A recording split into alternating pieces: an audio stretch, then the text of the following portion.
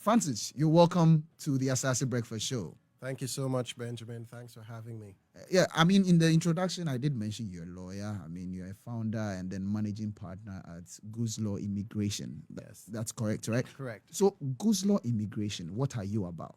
Yeah, so we're a Canadian immigration law firm. We, as the name suggests, we specialize solely in immigration.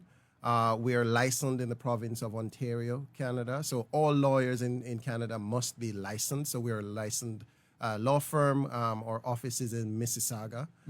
But we serve clients around the world. You know, people have been able to find us through YouTube and other social media channels.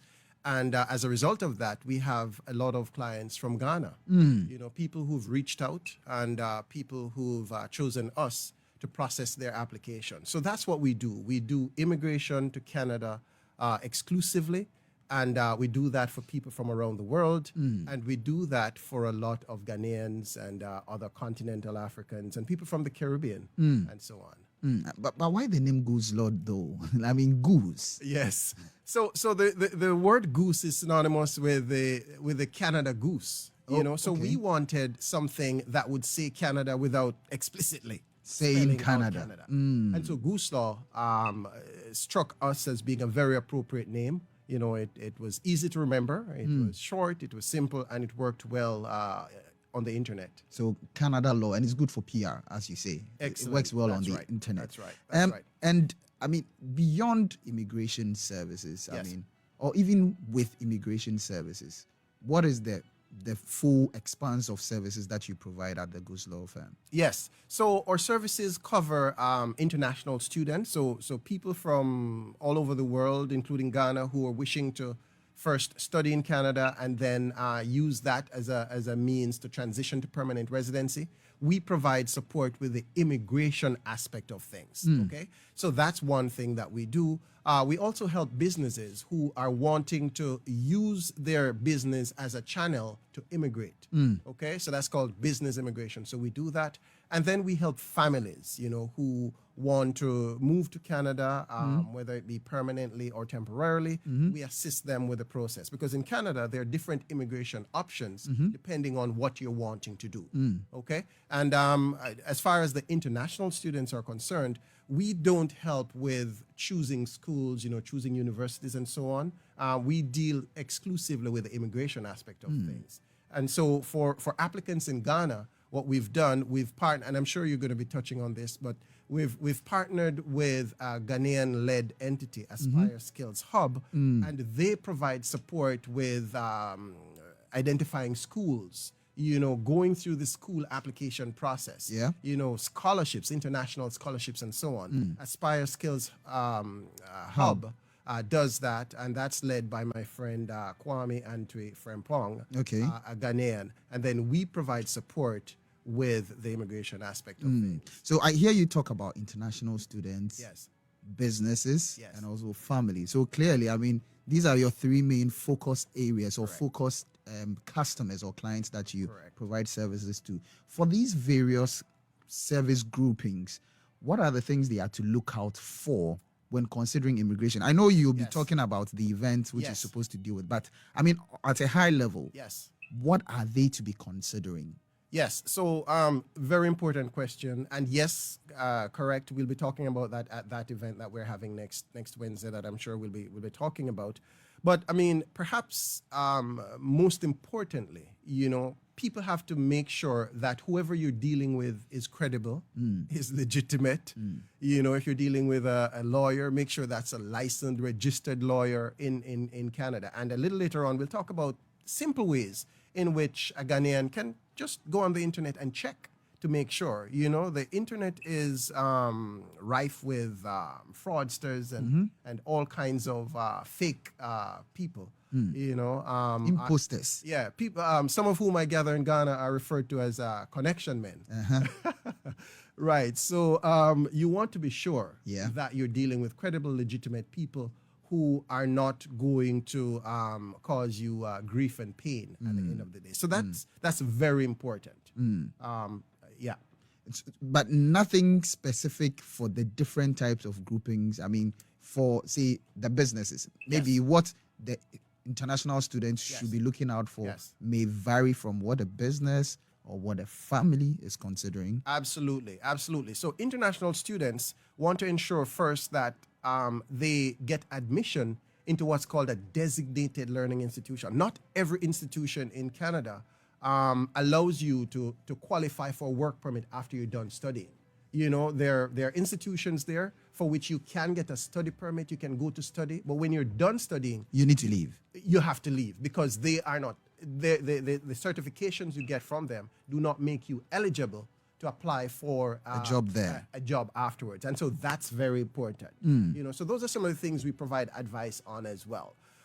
For businesses, you know, one of the things many people don't realize is that perhaps the largest number of immigrants coming into Canada actually come through businesses. You know, it's something called corporate immigration or business immigration, where if you have a business in Ghana, okay, and you have and the business you're doing in Ghana you can do similar business in Canada, and Yeah. so you decide that you want to set up a Canadian subsidiary Yeah. or affiliate of your Ghanaian business. You can do that and then use that as a means to transfer an employee from your Ghanaian business To your Canadian Canadian- business. okay. You know, it's called an intra-company transfer. Okay. And so that happens a lot, you know, between companies in the US and Canada, companies in India and Canada, and so on. It doesn't really happen with continental African companies, but it's something that's available if you have an established business or even an upcoming business. It's something that's available. Can be explored. So those are some of the things that. And for the family, And families, you know, there are different options for families to get to Canada as permanent residents. You know, there may be an option for a family, an entire family. When I say family, I mean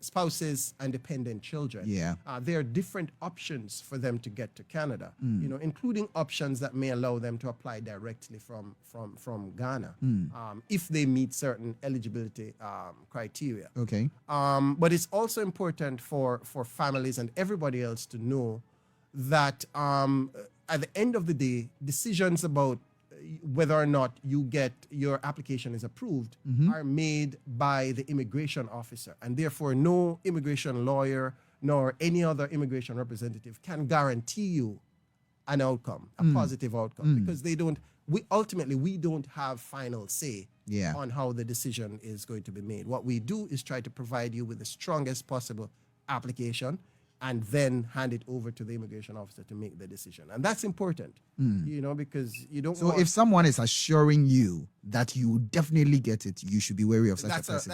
that's a big red flag because nobody can assure you. Nobody can guarantee you. That's not how the process works. You know, that decision is exclusively in the forte of the Canadian immigration officer. Authorities. Okay. Yes. So, I mean, all of these things you're going to be making a lot more Yes. known or explained Yes. during this event that you have coming up. You've already mentioned that you are partnering with Aspire Skills Hub, Yes. led by Kwame Entry-Frimpong. Yes. Okay. Yes. So tell us about the event. When is it happening? Is it happening? Yes. During what period? And does someone need to pay to attend? Well, first of all, no, you don't need to pay to attend at all. This is an information session, okay? And this session is targeted at international students, families, and businesses who are serious about making the transition to Canada and who have the means to make that transition, because that's also important. You know, for you to get to Canada, you need to prove that you have at least a minimum amount of money to sustain yourself while you're there. You know, so that's going to be important. So the event is being held next Wednesday, the 27th, at the British Council, right, in Accra. Yeah. I believe that's on Liberia Road or Liberia Street. The Liberation Road. Liberation Road. Yeah. Yes, there you go. So that's where the event is being held. It's a lunch hour event, so it starts at noon and it goes up until 2. And again, we'll be there. Goose Law Immigration will be there along with our partners, Aspire Skills Hub. And we'll be addressing, so Aspire will be handling any questions related to the school application process, you know, scholarships, that kind of a thing. Yeah. And we will address anything immigration law related. Okay. Yeah. Yes. And so, what's the eligibility criteria? Who is eligible to attend Yes. such a session? Yeah. So I mean, we are looking for people who are able to if and when an application is put in, they're able to make that transition to Canada, right? So if you're wanting to apply as an international student, for instance, you must be somebody who is going to be able to receive an acceptance letter from a Canadian university, you know, as an example. Yeah. You know, if you are wanting to apply as a family, then you will need to at least the principal applicant, the primary person, needs to have at least a first degree. Yeah. You know, you need to be very competent in English. You know, So you may have to take what, the IELTS? the IELTS, and that is something that I gather is offered by the British Council here okay. in Ghana as well. So you would have to do that, but that's not the case for international students. Okay. You know, so that's very, very specific to persons wanting to come as permanent residents and so on. What has been the, just wrapping up, Yes. the volume of immigrants moving to Canada? I mean, especially from our part of the world, Yes. Africa, West Africa to be Yes. specific. Yes. What has been like the average number of people who are moving to Canada? Okay, so what I can tell you, just to give you an example, just to give you an idea, is what the projected numbers are going to be over the next 3 years. So the government of Canada announced a year or so ago that it is targeting a total of 1.2 million new immigrants over a 3-year period. So that's a total of 400,000 new permanent residents, not Year? per year, not just international. We're not talking about international students. Permanent residents? Permanent residents, not people coming temporarily, over a 3-year period. And they've already met that target for last year, and we definitely will be meeting that target for this year and the new year to come. So Canada is proving to be the destination of choice. What is making Canada so attractive? It's the fact that you're able to transition to permanent residency. There's a clear path to permanent residency, unlike, say, the US. You know, so if you come to Canada as an international student, as an example, you know, when you're done studying, you're guaranteed, I mean, assuming that, I mean, you've applied through a designated learning institution, you're guaranteed a work permit that allows you to work for up to 3 years, depending on your program of study. And during those 3 years, you then are able to apply for permanent residency. So technically, somebody coming to Canada as an international student, upon completing their studies, could become a permanent resident in 2 years. Beyond the clarity of path in becoming a Yes. permanent resident, Yes. I mean, are there other social cultural factors which make Canada much more attractive than, I mean, the ones you mentioned, like the US or Yes. even the UK? I believe so. I believe Canada is a more inclusive country. You know, Canada allows you to be Canadian and to be Ghanaian at the same time. You know, so I for instance, I was born in Jamaica. I was actually coming to it because I couldn't fail to tell the accent Yes. on your speech. I mean, you may, and it's the association. I mean, I could tell there's some Caribbean element to you. Yes, there is, which also means that there's some Ghanaian element, you know, because Okay. we share ancestry that goes back hundreds of years. And that is evident in just the similarities between our people.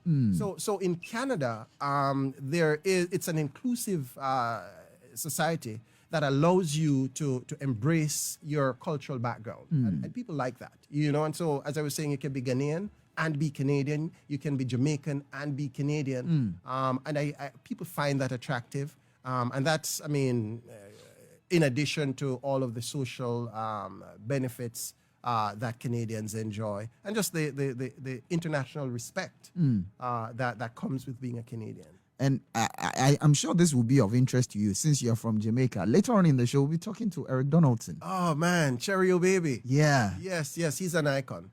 He's an icon, and I probably will be hanging around just to meet him. Oh, that would be great. I mean, Cheerio Baby, DJ Rennie, have that one ready for play. I mean, just after this one, we'll play that just for you, Donovan and Francis. And once I saw your name, Donovan, it just reminded me of Mr. Donovan and Mrs. Conway. I don't know if you've seen that series.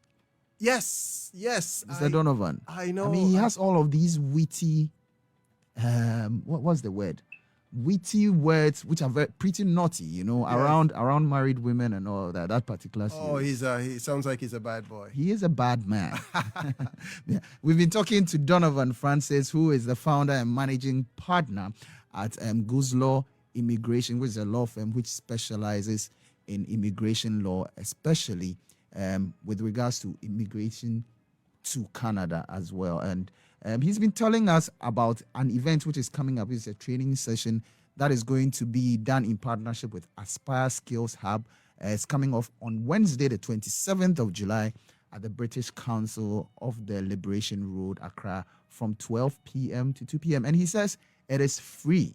So for all of you who are considering migrating to Canada, be you an international student, be you a business, be you a family, it is the perfect place for you to get all the knowledge that you need to get. So just to wrap up, your final words. Right. And persons who are interested in coming may register online. So we have a link to a registration form, and that's available on all of our social media handles. Can you just give us the handle so people can visit them? So they can hit me up, hit up Goose Law Immigration on LinkedIn, Okay. or Goose Law Immigration on Facebook, Okay. or Goose Law Immigration on YouTube. And they also can hit up Aspire Skills Hub, on all of those social media handles, and be able to get the link to register. To register. Yes. So Facebook, LinkedIn, YouTube. How about Twitter? That's where all of the conversations are. Yeah, well, we're not active on Twitter. Twitter at the moment. So the three that we've shared Which is LinkedIn, Facebook, and YouTube. Correct. Aspire Skills Hub, as well as Goose Law. Yes. And I know that Aspire also has a local number that persons can reach them on through WhatsApp, and that is 02 00 66 99 00. Isn't that an easy number? 02 00 66 9900. That's right. You've got it right. Interesting. And that's the number for Aspire. Aspire. Right? So you can reach out to Aspire via WhatsApp on 02 00 66 9900. Correct. Yes. Correct. So you can reach out to them and be a part of this particular one. We want to thank you very much, Donovan Francis, for making time to join us on the Asase Breakfast Show.